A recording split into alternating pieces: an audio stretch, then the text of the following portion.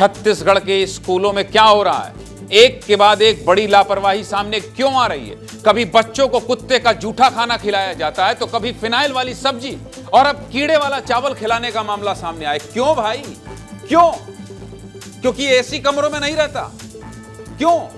क्योंकि इसके पिताजी विधायक नहीं है, क्योंकि इसके पिताजी मंत्री नहीं है, इसके पिताजी बड़े कॉर्पोरेट घराने में काम नहीं करते, इसके पिताजी आईएएस आईपीएस नहीं है, इसलिए कीड़ा खिला दो।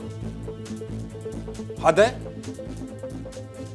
स्कूली बच्चों के स्वास्थ्य से खिलवाड़ करने के मामले रुक ही नहीं रहे, एक के बाद एक हर दिन खबर दिखा रहे हैं। अब ये ताजा मामला एमसीबी जिले के जिमड़ी पारा का है। जरा इस चावल को देखिए, चावल में कीड़े लगे और बोरी में कीड़ों को चलते हुए देखा भी जा सकता है। इतना ही नहीं, चावल को गंदे तरीके से रखा गया और बारिश के कारण चावल पूरी तरह खराब हो चुका है और इसमें फफूंद भी लग गई। इस चावल को देखकर साफ साफ पता चलता है कि इसमें से एक भी दाना खाने लायक तो नहीं है।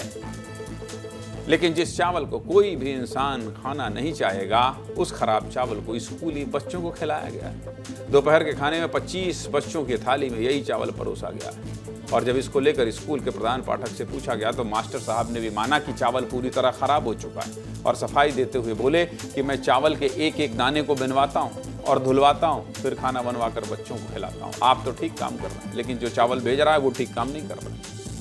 लेकिन सवाल यह है कि जब चावल पूरी तरह खराब हो चुका है, उसमें से एक भी दाना खाने लायक नहीं है, तो फिर कैसे चावल के दानों को साफ किया जाता है और बच्चों को खिलाया जाता है? ये महज एक बहुत बड़ी लापरवाही नहीं है, बल्कि स्कूली बच्चों के सेहत से खिलवाड़ किया गया। इसके जिम्मेदार क्या खुद ये चावल खाएंगे?